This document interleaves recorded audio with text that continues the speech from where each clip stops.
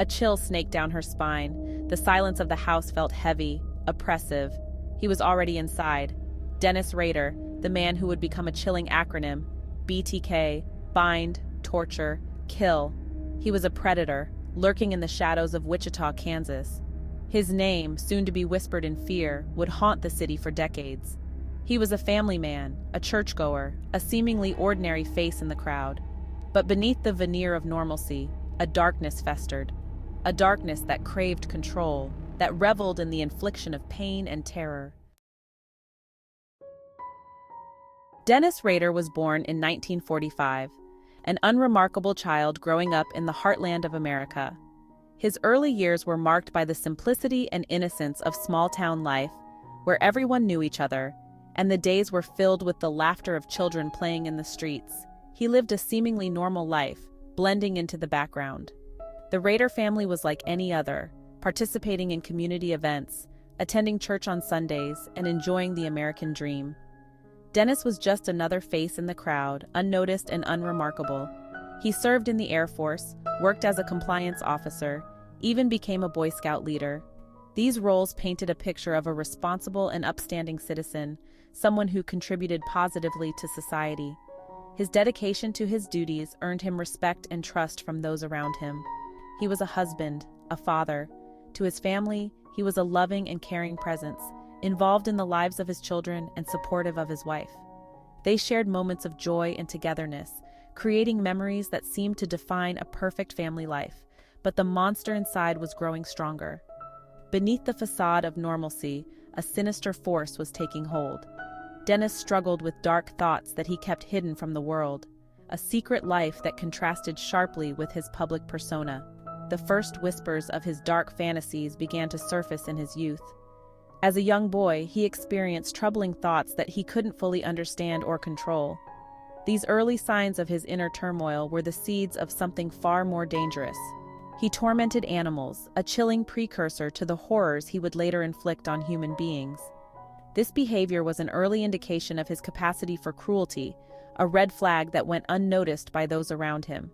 His fantasies grew more vivid, the urge to control and dominate consuming him from within. The line between his hidden desires and his outward actions began to blur, setting the stage for the terrifying reality that would eventually come to light. January 17, 1974. A date that would forever be etched in the annals of Wichita's history. The Otero family, Joseph, Julie, and their 2 young children, became the first victims of BTK's reign of terror. They were a typical American family, living a peaceful life, unaware of the horror that was about to befall them. He entered their home, a predator stalking his prey. The intruder moved with a chilling precision, knowing exactly what he intended to do. He bound, tortured, and ultimately ended their lives, leaving a city paralyzed with fear. The brutality of his actions sent shockwaves through the community, shattering the sense of safety and security. His methods were calculated, cold, and brutal. Each step was meticulously planned, each action executed with a chilling detachment. He took his time, relishing the fear he instilled. The terror he inflicted was not just physical, but psychological, leaving scars that would never heal. He toyed with the police, sending taunting letters to the media, reveling in the notoriety. Each letter was a twisted game, a way to assert his dominance and control. He signed them BTK, a chilling calling card that would forever be etched in the annals of true crime. The initials stood for bind, torture, kill, a grim summary of his modus operandi. His name would become synonymous with fear, a dark legend that haunted the city for decades. His crimes continued, each more heinous than the last. The city was gripped with fear as the police struggled to keep up with his escalating brutality. He stalked his victims, learning their routines, their vulnerabilities.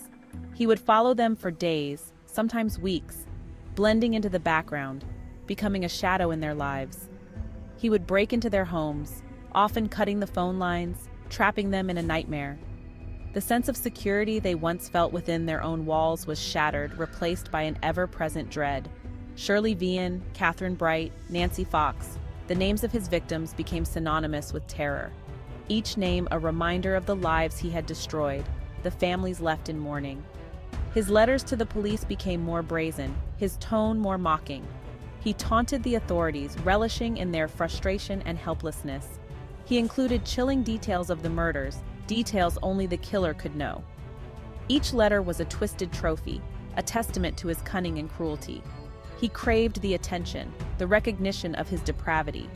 The media coverage only fueled his ego, making him feel invincible, untouchable. In 2005, more than a decade after his final known murder, the BTK killer was caught. Authorities got hold of him by tracing a floppy disk that he sent to a Kansas TV station. It was traced back to a computer at the church he visited. He was subsequently caught, arrested, and sentenced to 10 consecutive life sentences.